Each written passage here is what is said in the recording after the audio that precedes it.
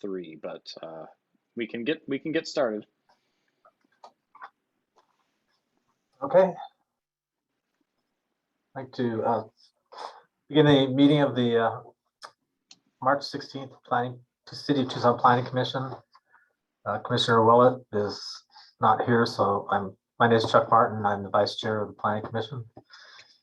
Responsibilities of this body are to advise the Mayor and Council and Planning and Development Services Department on the adoption of long-range plans, policies, specific plans, and regulations that affect land use and development. Will the staff call roll, please? Sure. Excellent. Chair Willett, absent.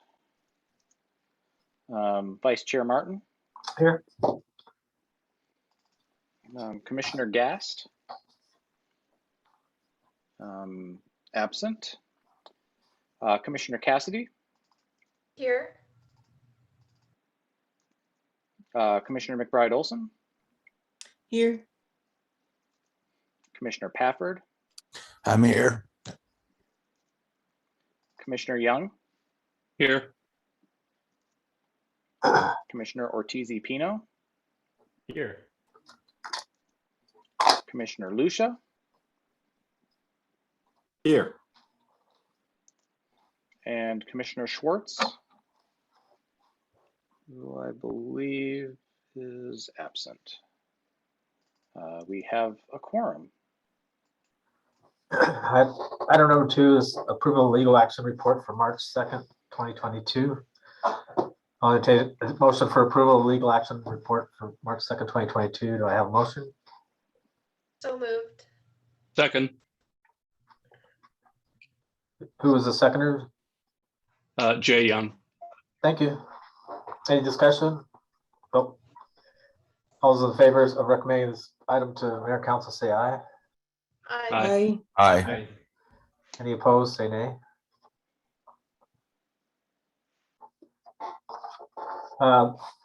It passes. Item 3 is study session. Underground transmission line relief special exception UDC text amendment.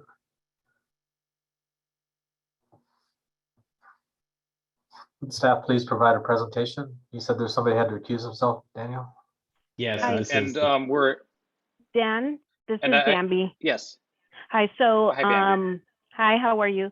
So with the one commissioner that has to recuse himself for this item, you will lose quorum, so you won't even be able to discuss the item. Okay, give me 2 seconds. I just got an email from Patricia. Or Commissioner Schwartz. She's having a hard time getting in. I'm just going to give her a hand getting into the meeting. Okay.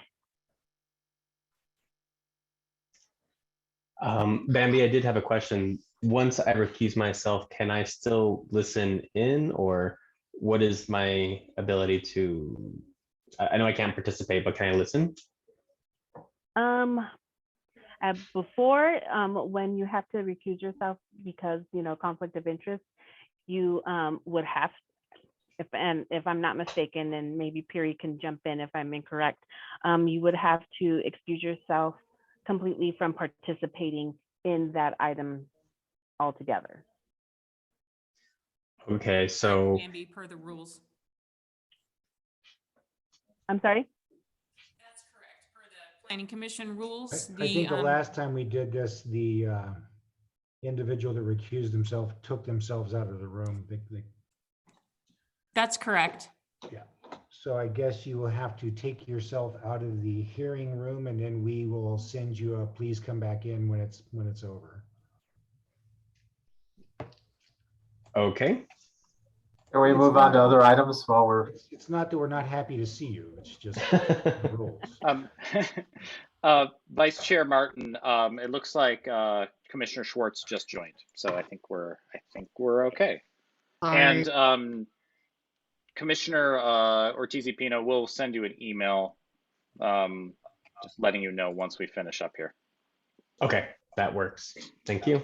I recuse myself. Well, now that we have a quorum, would the staff please provide their presentation for item 3? Most definitely. Thank you, Chair Martin. Okay. So item number 3 is the underground transmission line relief special exception.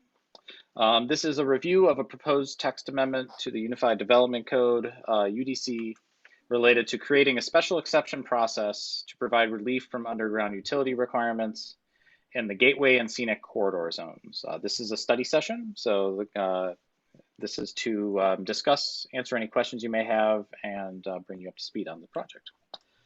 So a little bit of background related to this text amendment. So kind of goes back to really July 19th, 2021.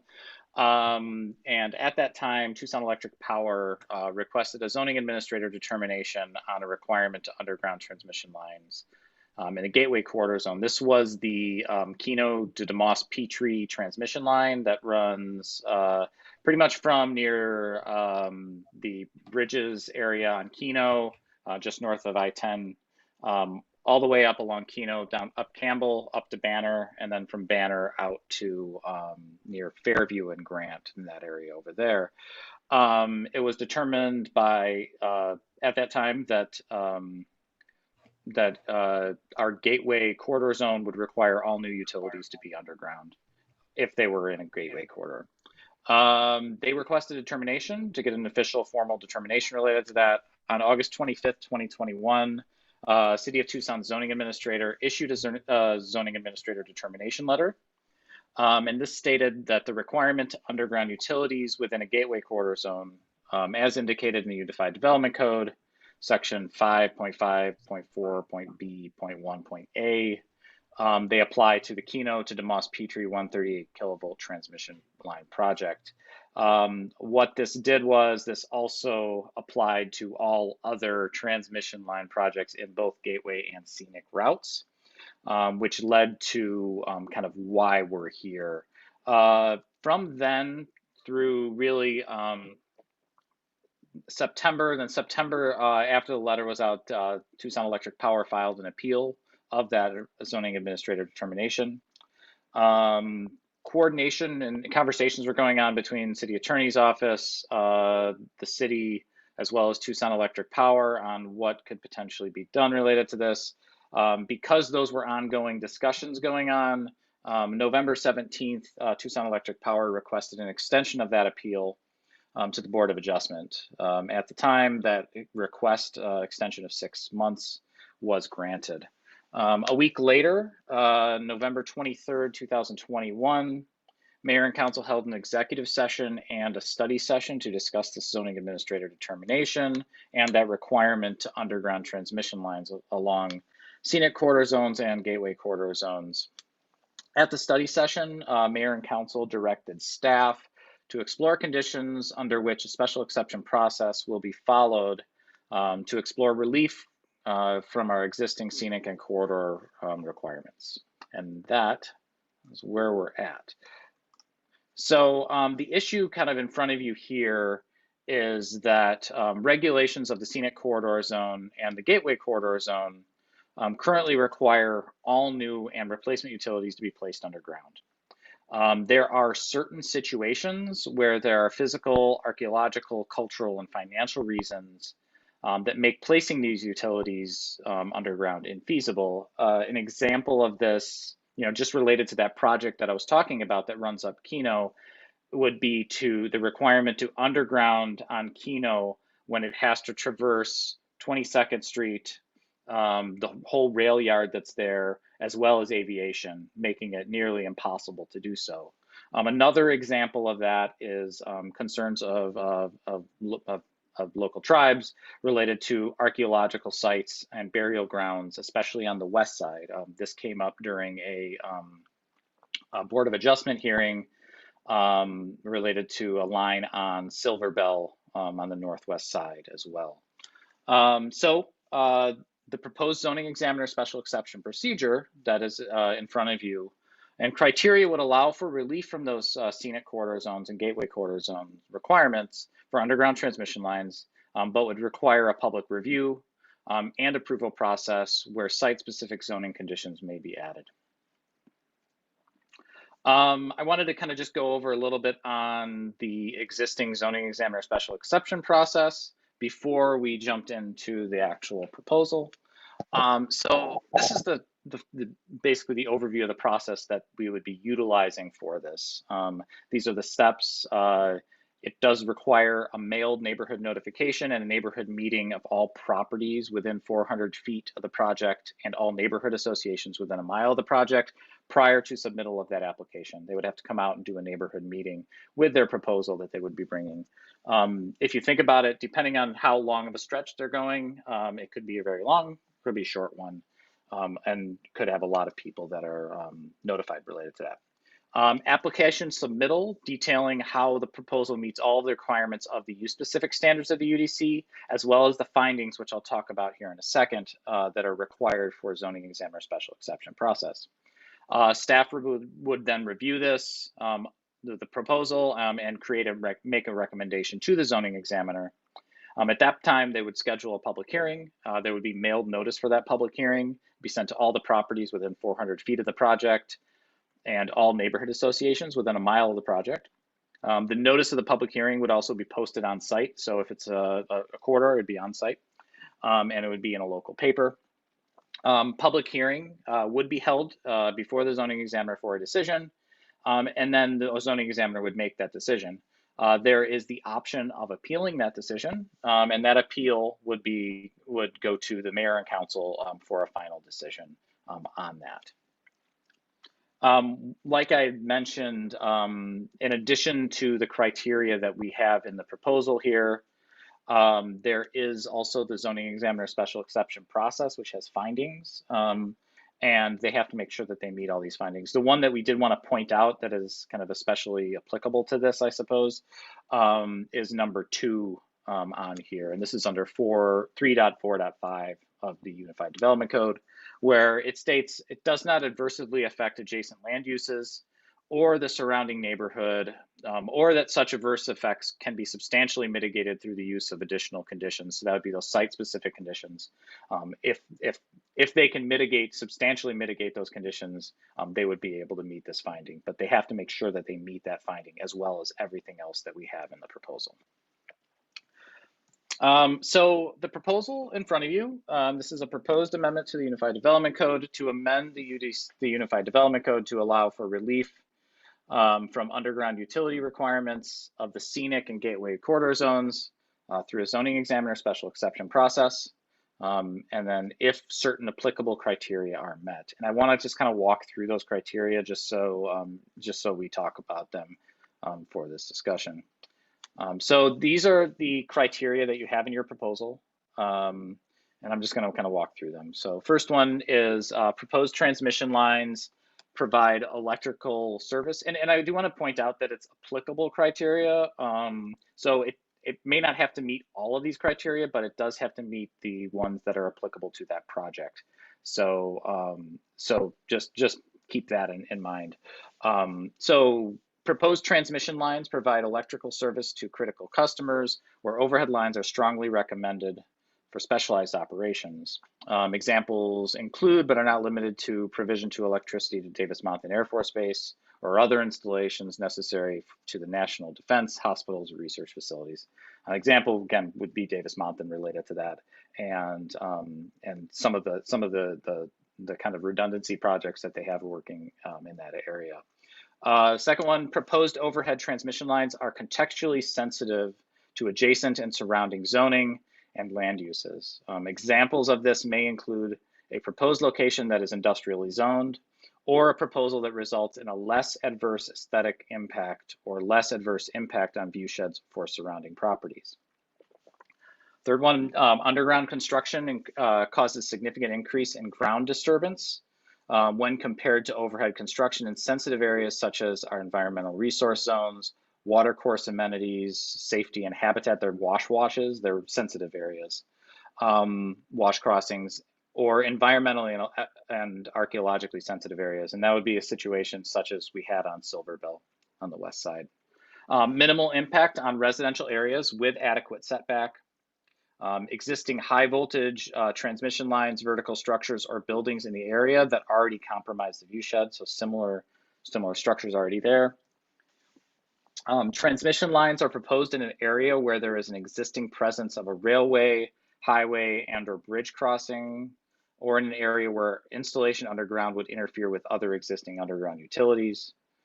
Proposed overhead transmission lines rather than underground transmission lines on a particular route would avoid undesirable aesthetic, view shed, or other adverse impacts that would result from facilities being located on an alternate route.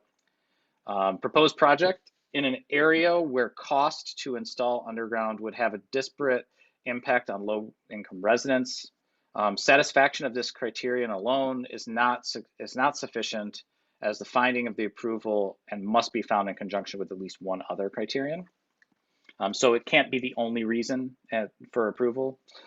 Gateway lines located on a non-gateway or non-scenic corridor that perpendicularly cross gateway corridor zones. So if you're running a route that goes, basically goes and crosses a whole bunch of gateways, so you'll see this on the east side sometimes.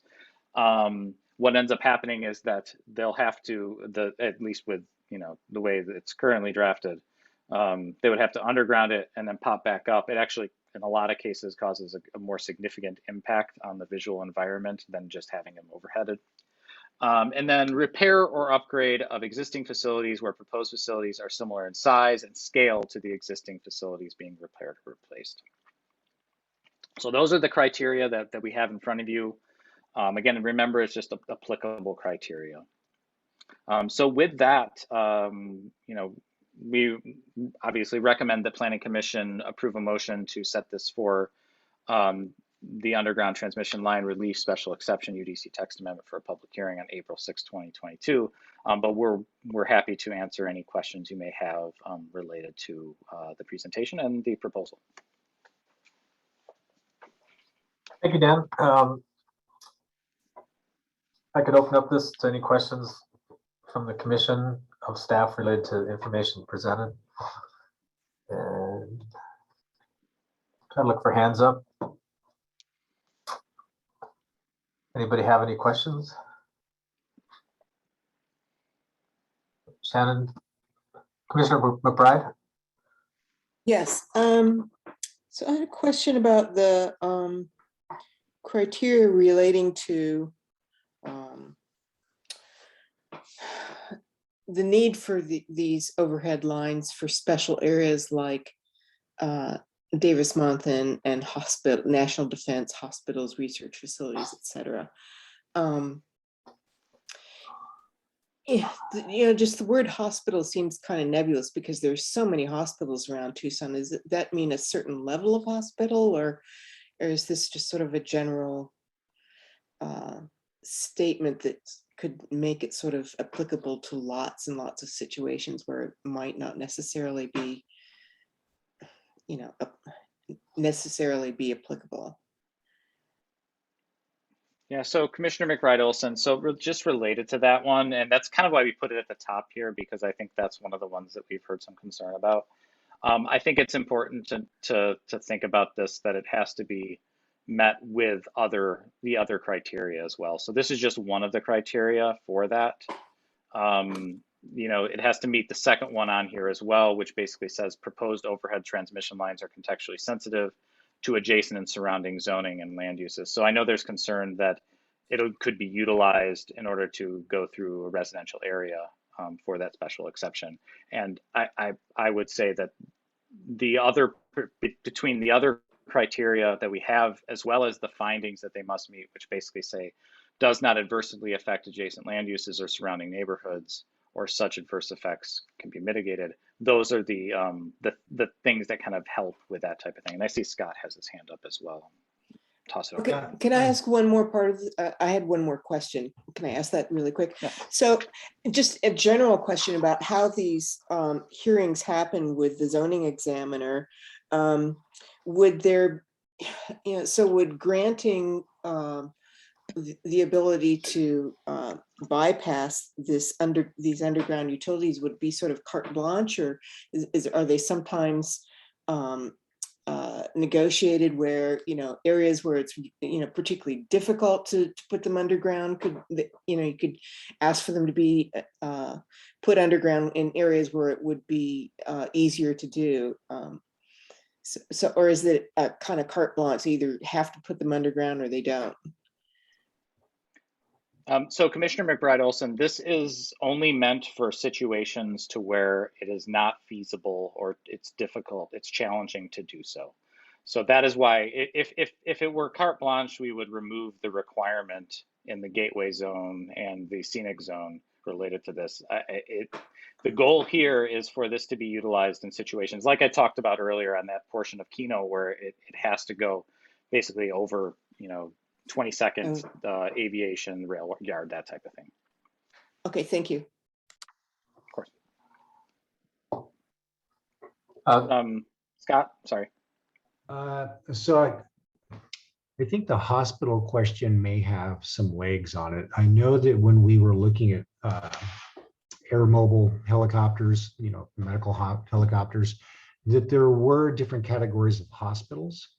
And we may want to look into that to see if there's a more clearly defined way of talking about hospitals, because the commissioner has a point in that there are micro hospitals everywhere.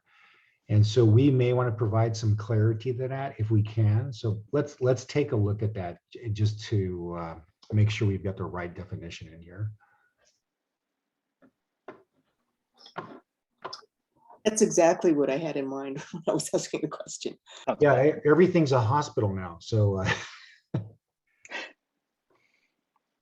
Are there any other commissioners with questions for staff?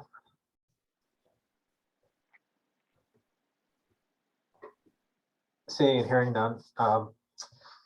Had some questions. I think I looked on the major streets and routes maps, and there's basically seven streets that this would apply to in the inner city, gateway routes. Most of the scenic corridors are outside of the inner city. I think that was what I counted, but the item that was proposed overhead transmission lines rather than underground transmission lines on a particular route would avoid undesirable aesthetic, viewshed, or other adverse impacts that would result from facilities being located on an alternative route. I don't know that I understand what that's trying to say.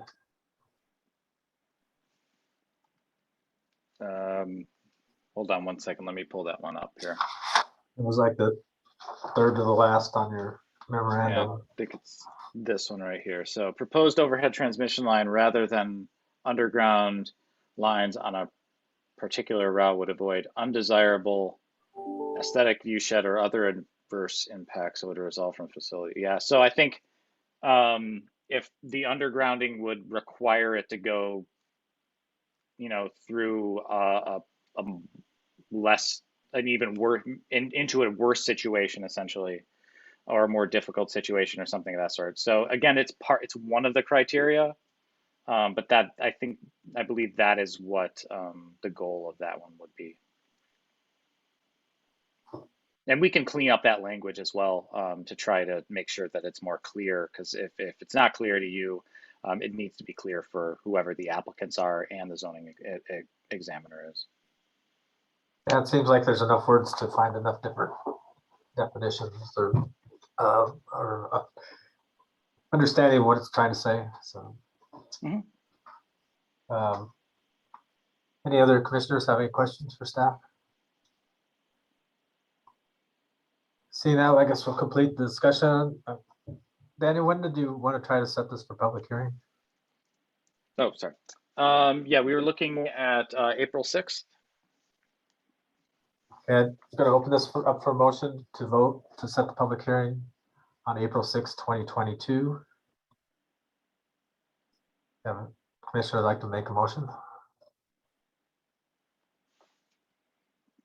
I'll make a motion. Thank you. I move to set the underground transmission line relief special exception UDC text amendment for public hearing on April 6, 2022. I'll second. Thank you, Commissioner Young. All those in favor say aye. Aye. Aye. Aye. Aye. Any opposed say nay. Sounds like it passes 7-0. I guess you can let Commissioner Ortiz-Pino back into the meeting. I will send him an email. Just to finish the motion passed and it's set for hearing on April 6th, 2022.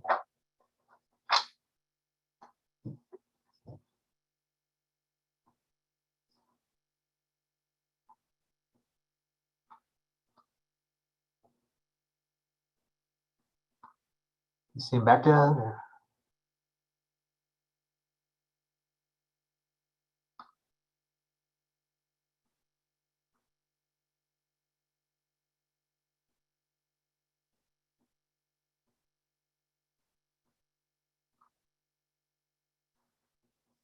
Thank you, Daniel. I'll call the next item, item number 4, Plan Tucson Progress Report. Will staff please provide an update to the commission? Yes. Thank you, Planning Commission. And Chair Martin, I'm going to provide a presentation on Plan Tucson. We recently issued a progress report. And really one of the reasons we want to do this update is because we are getting ready to actually update the general plan. And sorry, I'm just getting my screen ready here. We want to give Planning Commission a briefing because the Planning Commission plays a very large role in the general plan update. So hold on just a second. Can you guys see screen? Yes. Okay, great, thank Yes. you. So first, I want to just share a brief overview of the progress report that we just issued, which reports on city accomplishments related to Plan Tucson over the past few years. That was just issued recently, and we'll be sure to share this with the Planning Commission, the full report. I'm just going to touch on a few highlights because there's a lot of city accomplishments over the past couple of years that are included in this progress report. It was produced as an online story map. So actually maybe Dan can share the link in the chat. And you're welcome to kind of go through this and peruse this on your own time, but we just wanted to give a few quick highlights tonight. The progress report is organized into the 4 components of Plan Tucson, which are the social environment, economic environment, natural environment, and built environment. And we also included a section on Tucson's pandemic response as it relates to Plan Tucson goals and policies. Obviously, the last 2 years were not areas anticipated by our general plan, but at the same time, you can see a lot of Plan Tucson goals and policies and really guiding values of our city kind of exemplified in a lot of our pandemic response. So for example, some of the approaches our city took were an emergency housing program that provided rental assistance to over 1,700 households and provided emergency shelter and hotels to over 1,000 people during the pandemic. We also made public transit free during the pandemic, and it remains free today, which helped provide needed services for essential workers and provided some relief, financial relief for families during this time. There was also a number of business support programs set up to assist local businesses, including zoning relief to allow outdoor seating and other ways of supporting businesses. The city set up free community wireless program to provide internet access for folks who might be doing school or work remotely or need to access services remotely, and had campaigns to distribute masks and other public health promotion campaigns. That was some of the highlights of our pandemic response. The social environment section of Plan Tucson encompasses goals and policies related to housing, to parks and open space. So a number of our accomplishments here include Mayor and Council's adoption of a housing affordability strategy for Tucson, which includes policies to support a range of housing options that meet the needs of different household types in our community and provide more affordable housing options.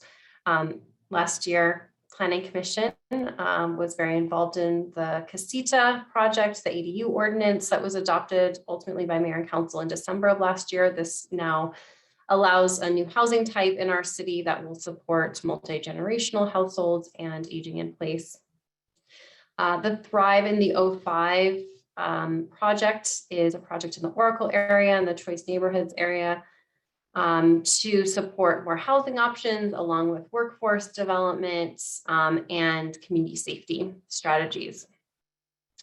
Ready, Set, Rec is a program that our Parks Department launched just over a year ago to provide recreational opportunities through mobile vans that kind of show up in different parks across the city with games and activities for kids and families, just trying to provide more recreational opportunities during the pandemic. And we've also implemented new splash pads and shade and playgrounds at a number of parks across the city. In terms of our economy, there's been a lot of progress over the past 2 years. We've seen more than 1,300 jobs created or retained just last year as part of various economic development initiatives through the Office of Economic Initiatives. Mayor and Council also renewed our central business district last year. This district allows for certain financial incentives based on jobs in that area. We also, the city is a recipient of a Build Back Better Regional Challenge Grant from the U.S. Economic Development Agency. And we're part of a regional collaboration to support a growth cluster in sustainable agriculture, water resources, and clean energy. So that's an ongoing initiative. And then the past couple of years have also seen a major renovation of the Tucson Convention Center through an investment of about $65 million from Rio Nuevo. That convention center has seen major upgrades in terms of the meeting facilities themselves, the performance venues, as well as the grounds and landscaping have been completely renovated. We've also seen a new hotel built on that campus and in the surrounding area, which will make Tucson more competitive in attracting large conferences and events. The natural environment is a major focus for our mayor and council, as well as our community. Mayor and council voted to declare a climate emergency in 2020, calling for a reduction in greenhouse gas emissions to reach carbon neutrality. Mayor and council have also adopted an electric vehicle roadmap to provide a framework for supporting EV adoption in Tucson. And this has led to an ordinance change that now requires electric vehicle charging in all new residential development, single family development. And we're also working on a code change, which Planning Commission reviewed just recently, to require EV charging in multifamily and commercial development. We've also launched Solar App. That's a same-day solar permitting application that PDSD has rolled out in collaboration with Pima County. That's really allowed residential solar to take off. The Santa Cruz River Heritage Project is a new program that was launched in 2020 to use reclaimed water and direct that water to the Santa Cruz River channel, creating more riparian habitats and recharging our groundwater. The Los Reales Sustainability Campus is a kind of re-envisioning of the Los Reales landfill and is a program to work towards a zero waste model that'll include processing for construction debris, food and green waste processing, and gas recovery, among other approaches. Tucson's also working towards a Million Trees campaign to plant 1 million trees on public and private property by 2030.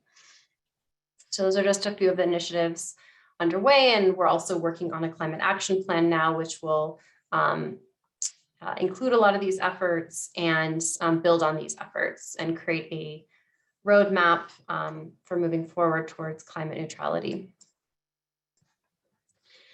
In terms of the built environment, a few of the achievements we've seen in the past couple of years and major items. South 12th Avenue is one of our first complete streets in Tucson. The complete streets policy framework was adopted by Mayor and Council several years ago, and this is really one of the first corridors where we've seen it implemented on a larger scale. So that includes traffic calming, continuous sidewalks, improved pedestrian and bicycle safety, and a reduction in vehicle lanes. There's also community art that's been implemented and vegetation. The Sunshine Mile overlay was adopted last year. This is a urban overlay district on the Broadway corridor to allow more mixed use pedestrian oriented development, and also includes an incentive for affordable housing and incentives for mobility hubs and requirements for environmentally conscious practices. That was done in conjunction with the Broadway Improvement Project, which is nearing completion and has really brought major improvements to Broadway in terms of the pedestrian infrastructure and our transportation infrastructure. Our infill incentive district has helped bring more than 700 new housing units to the greater downtown area over the past 2 years, and has also supported significant small business development in that area as well. The IID is currently being updated now. That process is underway so that we can update that overlay in advance of the sunset date in January of 2023. Move Tucson was adopted by Mayor and Council last December. This is a citywide transportation master plan to establish a vision for Tucson's mobility future, and also a roadmap and options for implementation of these transportation projects.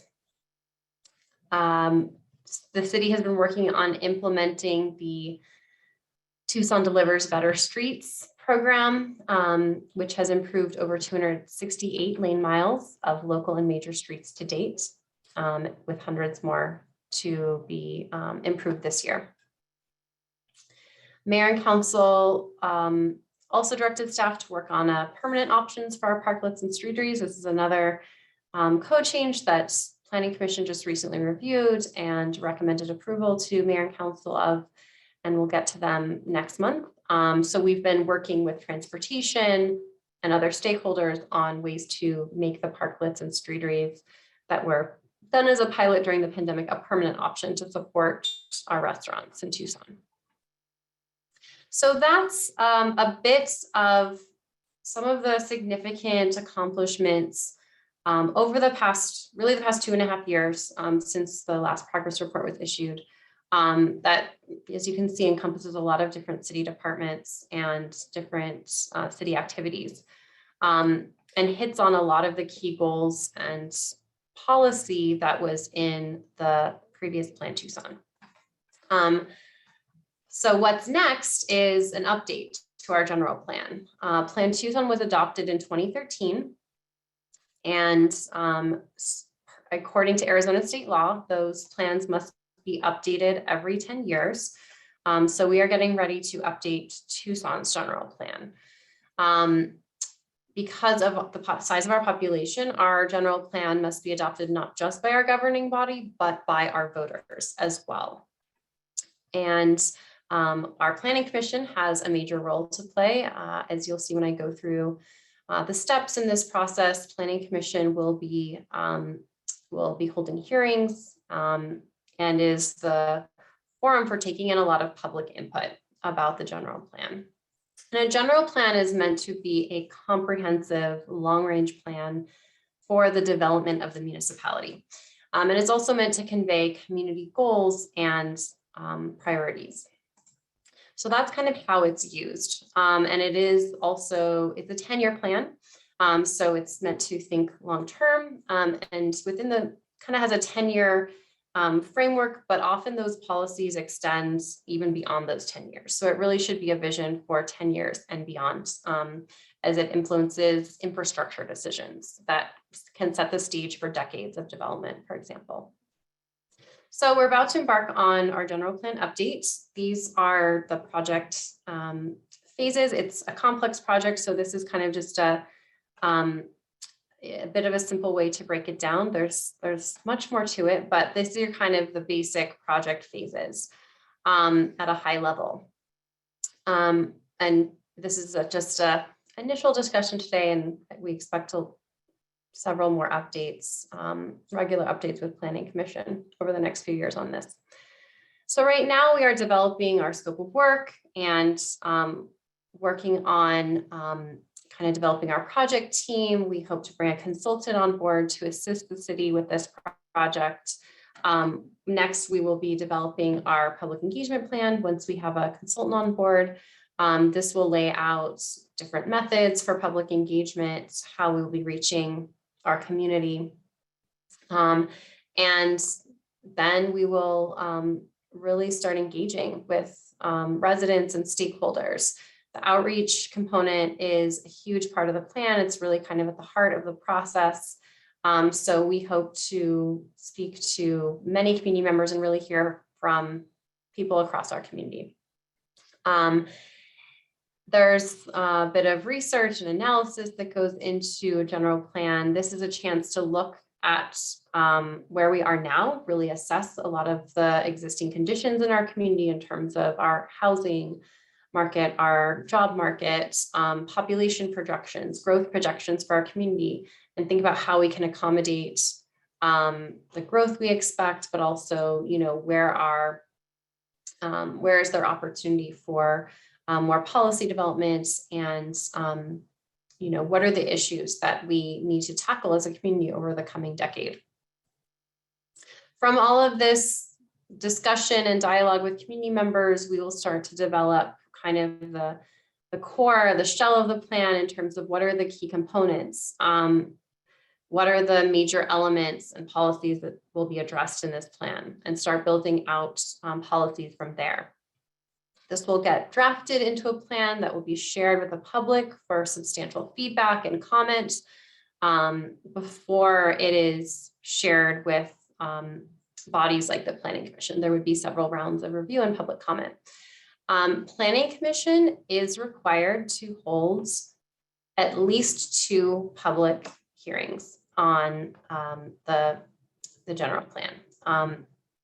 Some of you may have been on Planning Commission previously, but I definitely know from speaking with colleagues that there was more than 2 meetings. So we definitely expect there would be several hearings, in different locations across the city, and providing as much opportunity to the public to comment on the general plan as needed.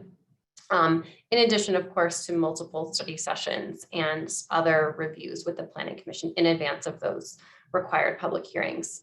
Planning Commission does review and, again, plays a really significant role in that most of the public hearings happen with Planning Commission, although Mayor and Council is required to hold a public hearing as well.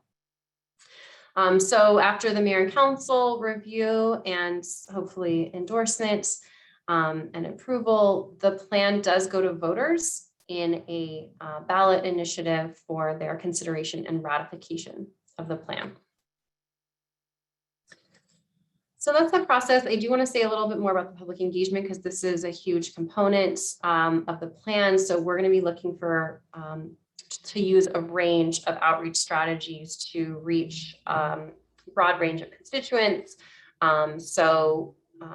Looking at a lot of in-person events, workshops, town halls, open houses, of course, a lot of online methods as well. We've learned a lot over the past few years about how to engage our community online. There's, I think, going to continue to be interest in online engagement. Even though we're getting back to more safe in-person events, we've seen that that can be very effective. So looking to have very interactive websites and online tools, as well as virtual meetings. We want to ensure that a lot of the engagement is bilingual. So reaching Spanish speaking community members, just that we are reaching our community members, where they live, work, and play, and are able to have touch points across our community over the years that we are developing this plan. This is the current organization of Plan Tucson. I mentioned before there's 4 focus areas: the social environment, economic environment, natural environment, and built environment. Within those, there are 20 elements that you see listed here. Those are about 17 of those elements are actually required by state law. However, every municipality can add other elements that are based on local goals and priorities. As was the case in the previous general plan, we definitely expect that there will be elements in our updated plan that are not required by law, but are reflections of our community's goals and values. So this just gives you a sense of what those elements are that are currently in the plan and what is required. We definitely expect this to shift, and for these policies to be a reflection of the current goals and priorities for our community. We are really kind of where we're starting for the general plan update is with a lot of citywide planning that has already occurred in recent years. That gives us a very strong foundation in terms of what we've heard from community members very recently on priorities around things like transportation, climate action, housing, and economic development. So we really consider these citywide plans that are recently completed and underway to be kind of the building blocks and the framework for the general plan.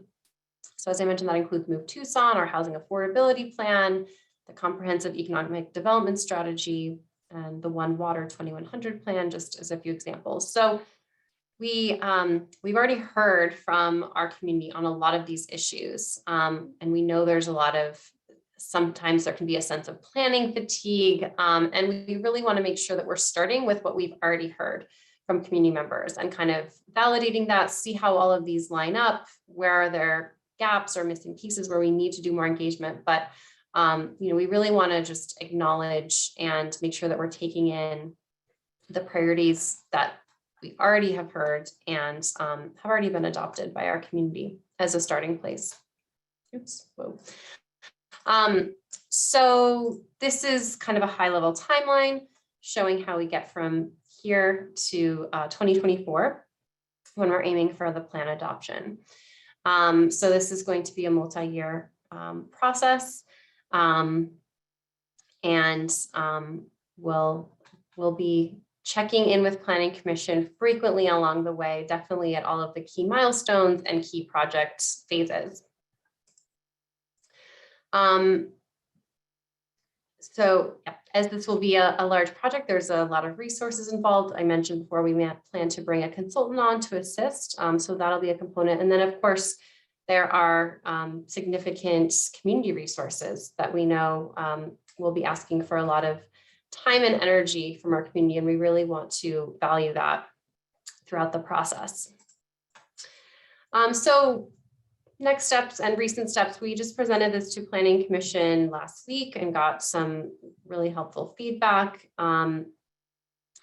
Our next step is to issue an RFP and bring on a consultant to assist with this and continue to put together our interdepartmental team that's working on this. Obviously, as you can tell, Plan Tucson touches on every aspect of our city organization and pretty much every department. So we have a very collaborative team that we're forming, and then develop our public engagement plan, which will be presented to Mayor and Council for their review and adoption before we actually begin the public outreach and engagement. So again, this was the initial look at what's ahead in terms of our general plan update, but much more to come as we continue to develop our scope and timeline for this project. And we definitely will be back to present updates to Planning Commission along the way. Thank you, Corinne. You're correct, there were many more than 2 meetings because I went to every single one of them lobbying for a much better land use plan in that document. I felt the consultant probably never came to Tucson and drove the streets and understood the city. So good luck with your future endeavor. Next item is item 6, or I'm sorry, item 5, PDSD staff announcements. Would staff please provide any PDSD updates to the commission? I just wanted to welcome Carver Struve, who is a new planner with PDSD. Carver comes to us from the East Coast. He's worked in both Tennessee and Virginia. He's done land use planning, and he's worked in a lot of FEMA planning. So that's a welcome addition, because we've discovered during the pandemic and other fun times that maybe we could use some FEMA type help. So I'm glad he's here. More than likely, he'll be appearing before a venue before you in the not so distant future. That's all I've got. Thanks. Thank you. The next item is item 6, future agenda items. Staff, please tell the commission what's on the future agenda. Of course. Thank you, Chair Martin, Vice Chair Martin. Yeah, we have underground transmission line relief that you had set for a public hearing coming up. Additionally, we're looking to do an informational presentation at your next meeting on housing and on the housing and affordability strategy for Tucson. And this is really applicable considering a lot of the items that we are reviewing and will be reviewing in the future. We will likely have rules and regulations related to social equity licenses and adult use marijuana. And then hopefully we'll have some planning commission bylaw review in the near future. Thank you. Thank you, Daniel. Next item on the agenda is call the audience. Anyone in the audience can speak to any topic tonight. I'm going to limit it to 3 minutes. Well, 5 minutes. What the heck? I don't think we have very many speakers. So, you have anybody, Daniel?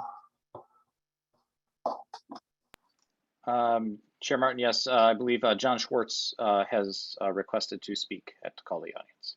Additionally, Commissioner Ortiz-Pino has recused himself and has left the meeting. Thank you. Thank you. Mr. Schwartz? Hi, thanks for allowing me to speak. I'd like to speak to about TEP's proposed criteria for exceptions to the regulations for scenic and gateway routes. As I understood it from tonight's discussion, especially the answer to Commissioner McBride's question, an exception would need to meet all the criteria, not just any single criterion. And if that's so, I think it should be stated explicitly in any amendment to the ordinance, to the code. And if that's true, that's good, that all criteria would need to be met. If that isn't true, then we have a different discussion that's necessary. But assuming that it's true, that all the criteria need to be met, there are criteria that even if you meet all the others, pose problems. I'm going to give you an example of one that on its face seems very reasonable and is actually needed to occur. Consider the criterion that where there's minimal impact on residential areas with adequate setback.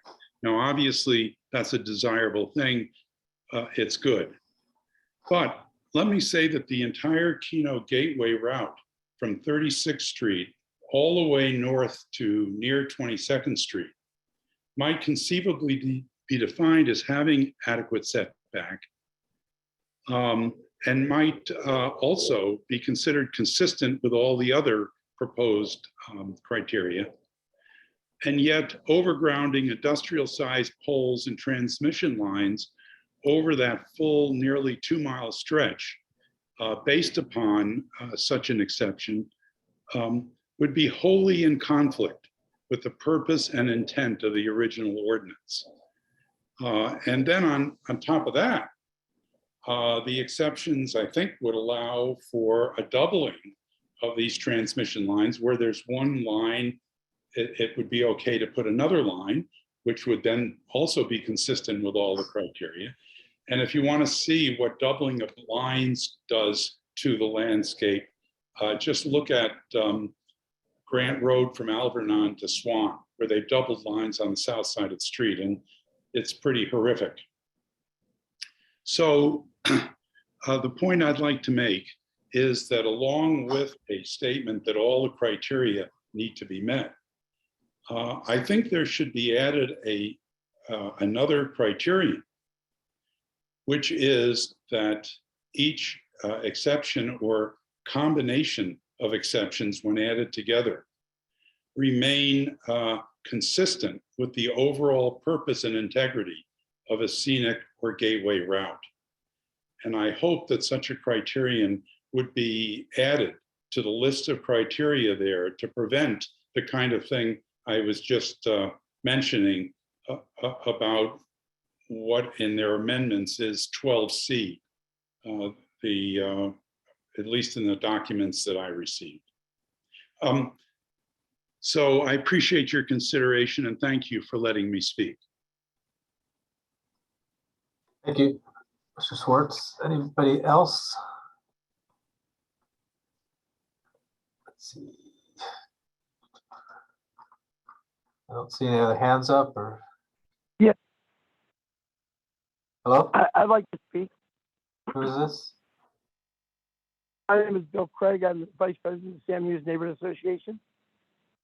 Can I get your address? 2043 East 3rd Street, Tucson, Arizona, 85719. Okay, go ahead. You have 5 minutes. Thank you. The disruption of any historic neighborhood with overhead lines would be something that could not be undone as the years went on. Tucson is known for its ability to bring people in from other areas because of the beauty of the city itself. If we were to in any way impose upon that beauty, especially of the gateway area coming in from the airport, it would cause, I think, irreparable damage that we would never be able to see undone, not in our lifetime. This could be tough for the economics of our city, as well as for the spirit of the people who live there themselves. At this point in time, it seems to me that when we're looking at something that could cause this kind of damage, that we should be very careful about making movements forward in any way, shape, or form. Our neighborhood has joined with several other neighborhoods to try to explain this to Tucson Electric Power. And we're hoping that their understanding is that they're a service-oriented organization here, and their service needs to be on several levels, not just providing electricity, but also maintaining the quality and the condition of the city that they are using to make their profits. If they lose sight of that, it's imperative for us to go ahead and replace that and put them back in position to understand that this is not acceptable if we really want to make sure that Tucson stays the city that it is now. Thank you very much for your time. I appreciate it. Thank you. Do I have anybody else that would like to speak, to call the audience?